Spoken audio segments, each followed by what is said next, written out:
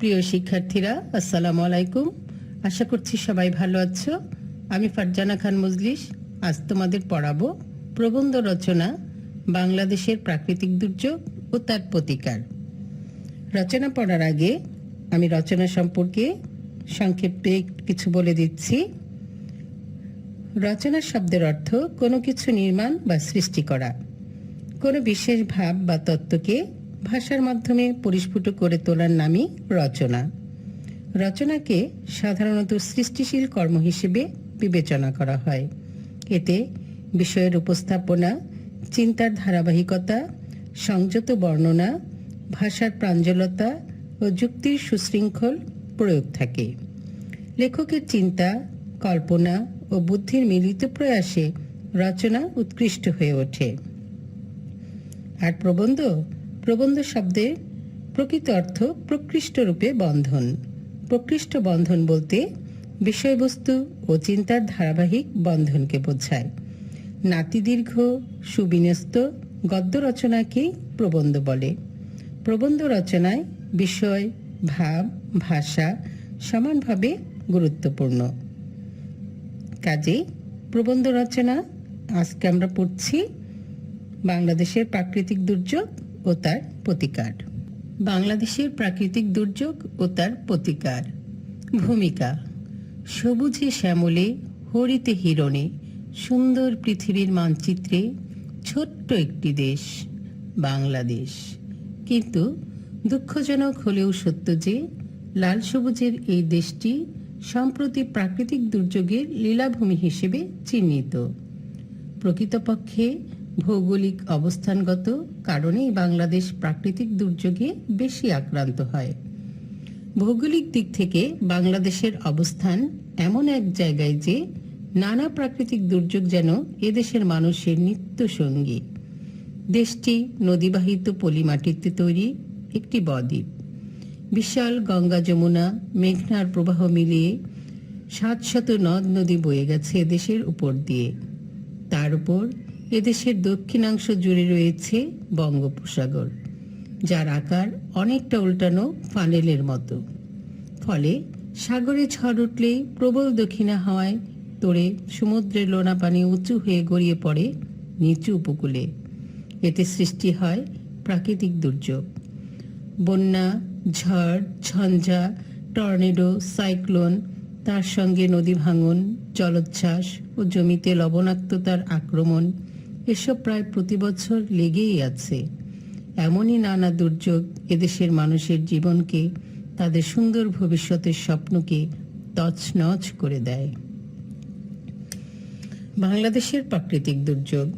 যেসব প্রাকৃতিক দুর্যোগ বাংলাদেশে অধিক হারে পরিলক্ষিত হয় সেগুলোর মধ্যে রয়েছে: ১.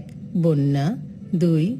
সাইক্লোন, জলোচ্ছ্বাস, ঘূর্ণিঝড়, সিডর, ৩. ঝড় ঝঞ্ঝা, ৪. খরা, ৫. নদী ভাঙন, ৬. ভূমিকম্প, ৭. আর্সেনিক দূষণ, ৮. লবণাক্ততা, ৯. টর্নেডো, ১০. ভূমিক্ষয় ইত্যাদি। প্রথমেই আসে বন্যা। প্লাবন বা বর্ষায় ভয়াল রূপ হল বন্যা। বন্যার করাল ঘ্রাসে মানুষের স্বাভাবিক জীবনযাত্রা বিপন্ন হয়ে যায়। অসংখ্য মানুষ ও গৃহপালিত পশু প্রাণ হারায়। ঘরবাড়ি ও কৃষি ফলন বিনষ্ট হয়। বিগত ৪ দশক থেকে বন্যা বাংলাদেশের একটি বার্ষিক ব্যাপারে পরিণত হয়েছে। ১৯৫৪ ও ১৯৫৫ সালের বন্যা মানুষের মনে এখনও বিভীষিকা রূপে বিরাজ করছে। ১৯৬৪ সালের বন্যায় সারা দেশ প্লাবিত হয়েছিল। ১৯৭০ সালেও দেশের লক্ষ লক্ষ মানুষ ক্ষতিগ্রস্ত হয়। ১৯৭৪ ও ১৯৮৭ সালের বন্যায় দেশের মারাত্মক ক্ষতি সাধিত হয়েছে। শতাব্দীর সবচেয়ে ভয়াবহ বন্যা হয় ১৯৮৮ সালে। এই দীর্ঘস্থায়ী মহাপ্লাবনে বহু প্রাণহানি ঘটে। ক্ষেতের ফসল, ঘরবাড়ি ও মূল্যবান সম্পদের মারাত্মক ক্ষতি হয়।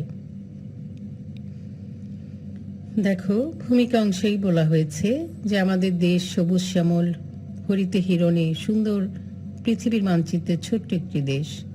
কিন্তু এদেশে প্রাকৃতিক দুর্যোগ রয়েই গেছে। একের পর এক দুর্যোগ যেন আমাদের নিত্যসঙ্গী হয়েছে।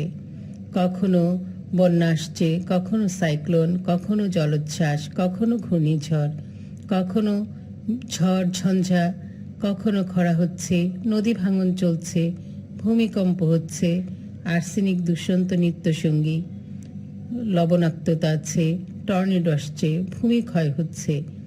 এসব কারণে আমাদের যে সুন্দর অগ্রগতি অনেকাংশেই আমাদেরকে ত্বরান্বিত হতে দেয় না এই সমস্ত দুর্যোগ। আমরা প্রথমেই বন্যা নিয়ে পড়ছি। এটার ভয়াল রূপ। আমাদের বন্যার করাল ঘাসে আমাদের স্বাভাবিক জীবনযাত্রা বিপন্ন হয়। শুধু মানুষ নয়, গৃহপালিত পশুও প্রাণ হারায়, ঘরবাড়ি, কৃষি ফলন সব নষ্ট হয়। আমাদের প্রতি বছর বন্যাটা একটা নিত্যনৈমিত্তিক ব্যাপার হয়ে দাঁড়িয়েছে। 1954 সালে বন্যা হয়েছিল, 55 সালে হয়েছে, 1964-তে বন্যা হয়েছে, 1970 সালে বন্যা হয়েছে। কিন্তু সবচেয়ে দীর্ঘস্থায়ী আর ভয়াবহ বন্যা ছিল 1988 সালে। তখন বহু প্রাণহানি ঘটেছে, ক্ষেতের ফসল নষ্ট হয়েছে, ঘরবাড়ি ও মূল্যবান সম্পদের মারাত্মক ক্ষতি হয়েছে। এই যে প্রাকৃতিক বিপর্যয়গুলো আমাদেরকে নানাভাবে বাধাগ্রস্ত করছে উন্নতির জন্য। সাইক্লোন, জলোচ্ছ্বাস, ঘূর্ণিঝড়, সিডর। সাইক্লোন ও জলোচ্ছ্বাস এক ভয়াবহ প্রাকৃতিক দুর্যোগ। এ দুর্যোগ প্রায় প্রতি বছরই বাংলাদেশে কম বেশি আঘাত হানে। বাংলাদেশে সংগঠিত প্রাকৃতিক দুর্যোগের মধ্যে 1970 ও 1991 সালে দেশের দক্ষিণাঞ্চলের উপর দিয়ে বয়ে যাওয়া স্মরণকালের সাইক্লোন ও জলোচ্ছ্বাস ছিল খুবই ভয়াবহ। এই সাইক্লোন ও জলোচ্ছ্বাসে 1970 সালে প্রায় 5 লাখ এবং 1991 সালে প্রায় 1.5 লক্ষ লোকের প্রাণহানি ঘটে। আশ্রয়চ্যুত হয় লক্ষ লক্ষ নারী পুরুষ। এই সাইক্লোন ও জলোচ্ছ্বাসের ফলে ফসলের ব্যাপক ক্ষতিসহ যোগাযোগ ব্যবস্থা বিচ্ছিন্ন হয়ে যায়। লণ্ডভণ্ড হয়ে পড়ে সবকিছু। ফলে মানুষ পতিত হয় অবর্ণনীয় দুঃখ দুর্দশায়। স্মরণকালের ভয়াবহতম ঘূর্ণিঝড় সিডরের, এটা 15 নভেম্বর 2007, সিডরের তাণ্ডবে লণ্ডভণ্ড হয়ে গেছে বাংলাদেশের দক্ষিণাঞ্চলের বিস্তীর্ণ উপকূল। খাদ্য, ত্রাণ ও পুনর্বাসন মন্ত্রণালয়ের তথ্য মতে 31টি জেলার 200টি উপজেলার 1811টি ইউনিয়ন ঘূর্ণিঝড়ে আক্রান্ত হয়েছিল। প্রায় 80 লাখ মানুষ ঘূর্ণিঝড়ের কবলে পড়ে। সরকারি হিসেবে ঘূর্ণিঝড়ে প্রাণহানির সংখ্যা 3,300 বলা হলেও রেড ক্রিসেন্টের তথ্য মতে এ সংখ্যা 5 থেকে 10,000। কৃষি সম্প্রসারণ অধিদপ্তর জানিয়েছে 30টি জেলায় 210টি উপজেলার 20 লাখ একর জমির ফসল নষ্ট হয়েছে। 12.5 লাখ গবাদি পশু মারা গেছে। টাকার অঙ্কে এই ক্ষতির পরিমাণ কমপক্ষে 4,000 কোটি। সিডর ঘূর্ণিঝড়ের সামগ্রিক ক্ষয়ক্ষতির পরিমাণ প্রায় 45 কোটি ডলারেরও বেশি বলে আন্দাজ করা হচ্ছে। সিপিডির মতে ক্ষয়ক্ষতির আর্থিক মূল্য 6,500 কোটি টাকা। দেখো, আমাদের দেশে যে প্রতি বছর সাইক্লোন, জলোচ্ছ্বাস এগুলো আমাদের হয়ে যাচ্ছে, এগুলো আমাদের ভয়াবহ প্রাকৃতিক দুর্যোগ। আর এ দুর্যোগ প্রতি বছরই বাংলাদেশে কম বেশি আঘাত হানছেই। আমাদের 1970 সালে, 91 সালে দক্ষিণাঞ্চলের উপর দিয়ে বয়ে গিয়েছিল সাইক্লোন ও জলোচ্ছ্বাসের মতো ভয়াবহ ঘটনা। এই সাইক্লোনে 1970 সালে প্রায় 5 লক্ষ এবং 1991 সালে 1.5 লক্ষ লোকের প্রাণহানি ঘটেছিল। আশ্রয়চ্যুত হয়েছিল লক্ষ লক্ষ নারী পুরুষ। ফসলের ব্যাপক ক্ষতি হয়েছিল। আর স্মরণকালের ভয়াবহতম ঘূর্ণিঝড় যেটা সিডর, তার তাণ্ডবে লণ্ডভণ্ড হয়ে গিয়েছিল বাংলাদেশের দক্ষিণাঞ্চলের বিস্তীর্ণ উপকূল। এখানে প্রাণহানি ঘটেছে, অসংখ্য গবাদি পশু মারা গিয়েছে, কৃষি জমি নষ্ট হয়েছে। টাকার অঙ্কে এই হিসাব অনেক বেশি। এই দুর্যোগগুলো আমাদেরকে অর্থনৈতিকভাবে এবং সুন্দরভাবে বেঁচে থাকার পথে অনেক প্রতিবন্ধকতার সৃষ্টি করেছে, যেটা মানুষের কোনো হাত নেই। প্রকৃতি এই আঘাতগুলো আমাদেরকে দিচ্ছে, আঘাত হানছে তার নানা সময়ে। এবার ঝড় ঝঞ্ঝা। গ্রীষ্মকালে মৌসুমী বায়ুর প্রভাবে আমাদের দেশে প্রতি বছরই অনেক ঝড়ঝঞ্ঝা সংঘটিত হয়ে থাকে। এসব ঝড় সাধারণত বৈশাখ ও আশ্বিন মাসে হয়। ঝড়ের তাণ্ডব নৃত্যে এদেশের প্রচুর ঘরবাড়ি এবং ক্ষেতের ফসলের ব্যাপক ক্ষতি সাধিত হয়। অনাবৃষ্টি বা খরা। বাংলাদেশ কৃষি প্রধান দেশ। এদেশে কৃষি ব্যবস্থা সম্পূর্ণ প্রকৃতির উপর নির্ভরশীল, কিন্তু প্রকৃতির হেয়ালিপনার শিকার এদেশ প্রায় প্রতি বছরই অনাবৃষ্টি বা খরার মতো মারাত্মক প্রাকৃতিক দুর্যোগের কবলে পতিত হয়। খরার প্রচণ্ড তাপদাহে মাঠ ঘাট ফেটে চৌচির হয়ে যায়। বৈশাখ জ্যৈষ্ঠ মাসে সংগঠিত খরার প্রকোপে ব্যাপক ফসলাদি নষ্ট হয় এবং জনজীবন অতিষ্ঠ হয়ে ওঠে। খরার হিংস্র থাবার ফলে দেখা যায় খাদ্য অভাব ও বিভিন্ন রোগ শোক। মানে এই খরার হিংস্র থাবার ফলে দেখা দেয় খাদ্যের অভাব ও বিভিন্ন রোগ শোক। এই যে অনাবৃষ্টি বা খরা, যেহেতু আমরা কৃষি প্রধান দেশ, আমাদের কৃষি ব্যবস্থা প্রকৃতির উপর নির্ভরশীল, কাজেই যদি বৃষ্টি কম হয় বা খরা হয় তখন আমাদের ফসল ফলানো কষ্ট হয়ে যায়। কারণ বৈশাখ জ্যৈষ্ঠ মাসে সংগঠিত খরার প্রকোপে ফসলের ব্যাপক ক্ষয়ক্ষতি হয় আর জনজীবনও অতিষ্ঠ হয়ে পড়ে।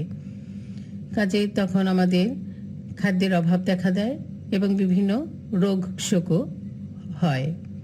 এরপর আছে নদী ভাঙন। নদীমাতৃক বাংলাদেশের বুক চিরে বয়ে গেছে অসংখ্য ছোট বড় নদী। নদীর ধর্মই হলো এপার ভেঙে ওপার গড়া, কিন্তু নদীর এ সর্বনাশা ভাঙন এক মারাত্মক প্রাকৃতিক দুর্যোগ।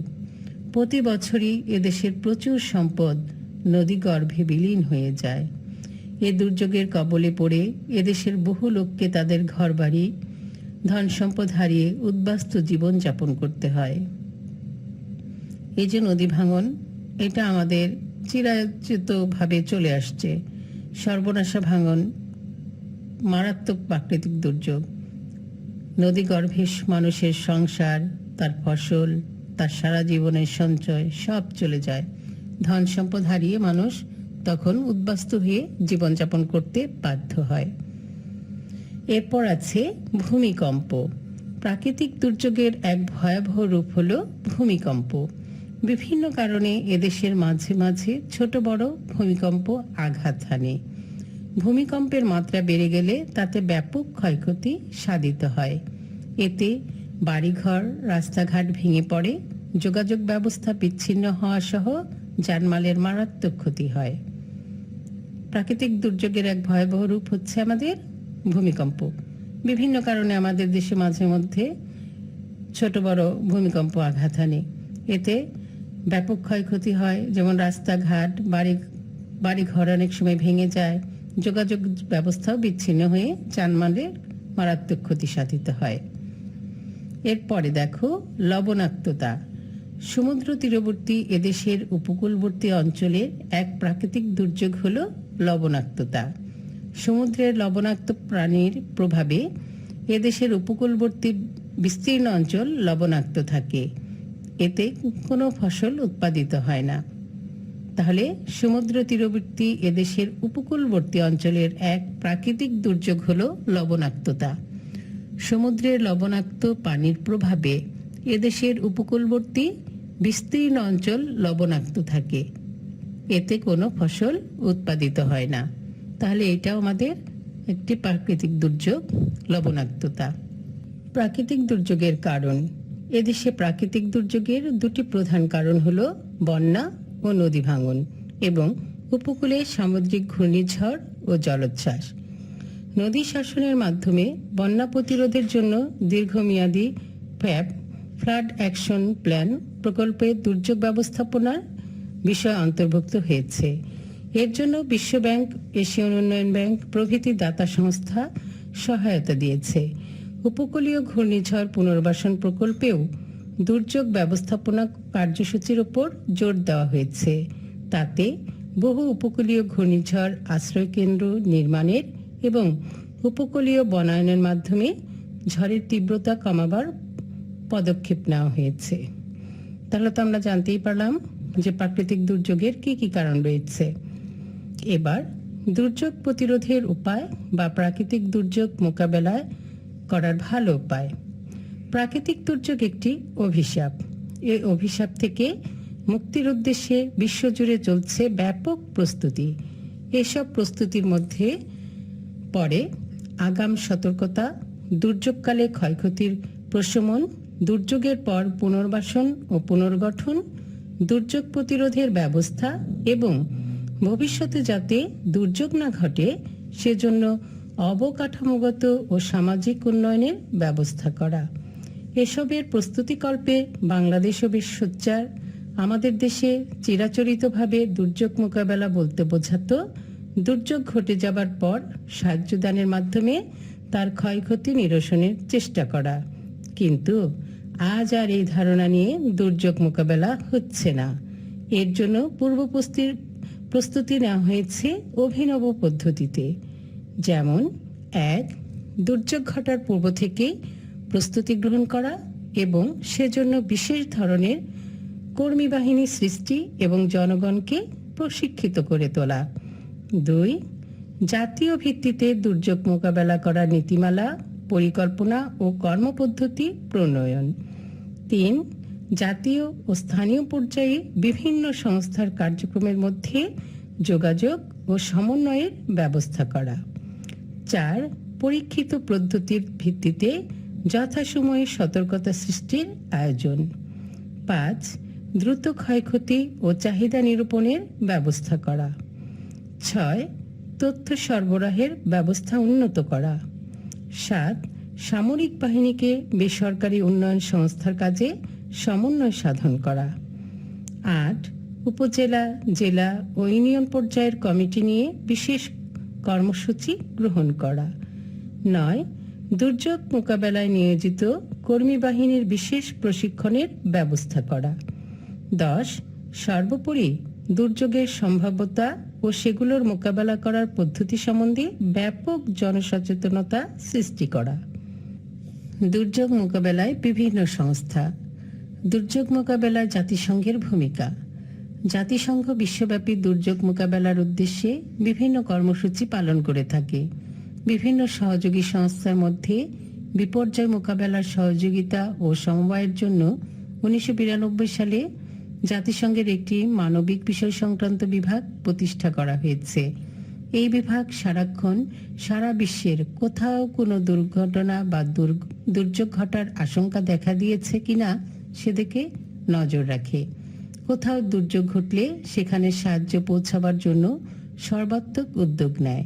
এছাড়া দুর্যোগের কারণ চিহ্নিত করা, পূর্ব সতর্কতার ব্যবস্থা করা, ত্রাণ পৌঁছানো জাতিসংঘের কাজ।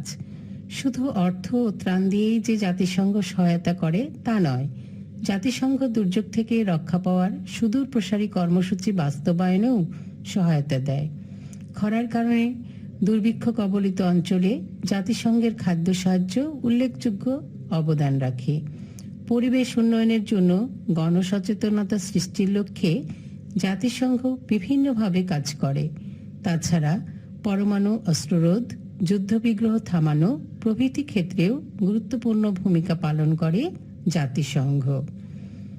জাতিসংঘের যেসব সংস্থা দুর্যোগ ব্যবস্থাপনায় গুরুত্বপূর্ণ ভূমিকা পালন করে সেগুলো হলো খাদ্য ও কৃষি সংস্থা, FAO, জাতিসংঘ শিশু তহবিল, ইউনিসেফ, জাতিসংঘ উন্নয়ন কর্মসূচি UNDP, বিশ্ব খাদ্য কর্মসূচি WFP, বিশ্ব স্বাস্থ্য সংস্থা WHO এবং জাতিসংঘ উদ্বাস্তু সংক্রান্ত হাই কমিশনারের দপ্তর UNHCR। এছাড়াও বিভিন্ন দেশের প্রায় 200 বেসরকারি উন্নয়ন সংস্থা দুর্যোগ পরবর্তী পুনর্বাসন কাজে জাতিসংঘকে সহযোগিতা করে থাকে।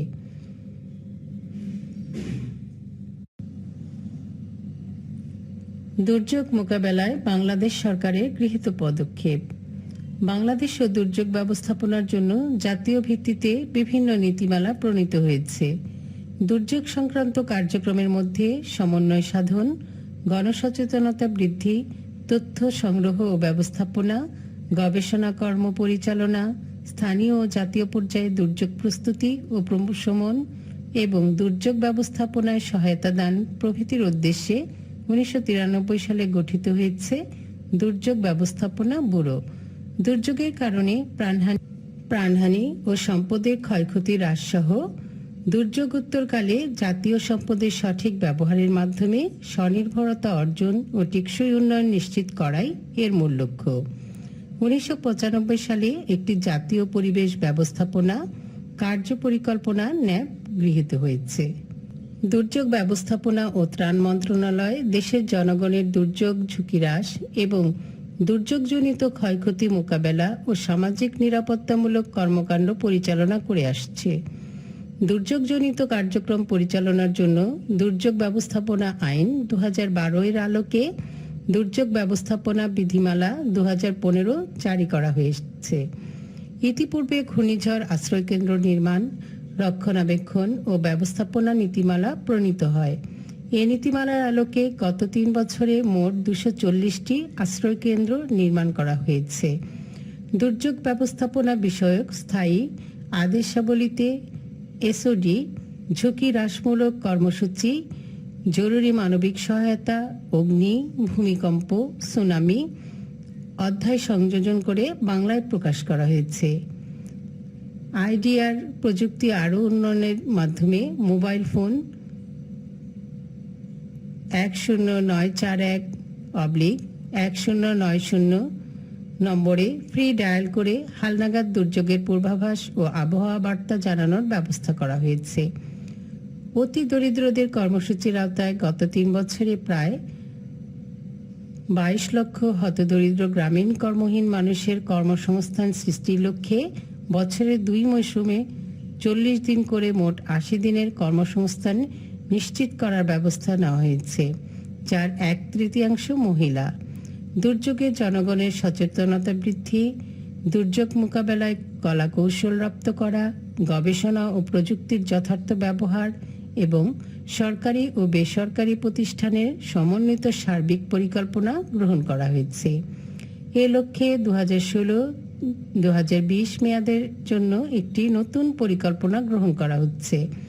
এ পরিকল্পনার দুর্যোগ কবলিত মানুষের খাদ্য নিরাপত্তা নিশ্চিত করতে হবে এবং গ্রামীণ হতদরিদ্র জনগোষ্ঠীর কর্মসংস্থানের সুযোগ বৃদ্ধির প্রচেষ্টা জোরদার করা হবে। এছাড়া দুর্যোগ কবলিত জনগণের ঝুঁকি হ্রাসকল্পে উপকূলীয় এলাকায় আরও 220টি সাইক্লোন শেল্টার ও বন্যা কবলিত এলাকায় 112টি বন্যা আশ্রয়কেন্দ্র নির্মাণ করা হবে। জনগণকে সচেতন করার জন্য সারা দেশে দুর্যোগ মহড়া ও প্রশিক্ষণ অব্যাহত রাখা হবে। ভূমিকম্প মোকাবেলায় ইতিমধ্যে 169 কোটি টাকার উদ্ধার সামগ্রী ক্রয় করা হয়েছে।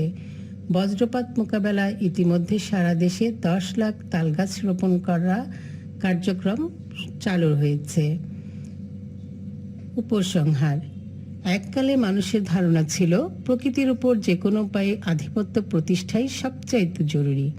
আজ সে ধারণার পরিবর্তন ঘটেছে, কেননা দেখা যাচ্ছে এই আধিপত্য প্রতিষ্ঠার জন্য বন ধ্বংস করে, নদীর প্রবাহ বন্ধ করে, পরিবেশের ভারসাম্য বিনষ্ট করে মানুষ নিজের জন্য সমূহ বিপদ ডেকে এনেছে।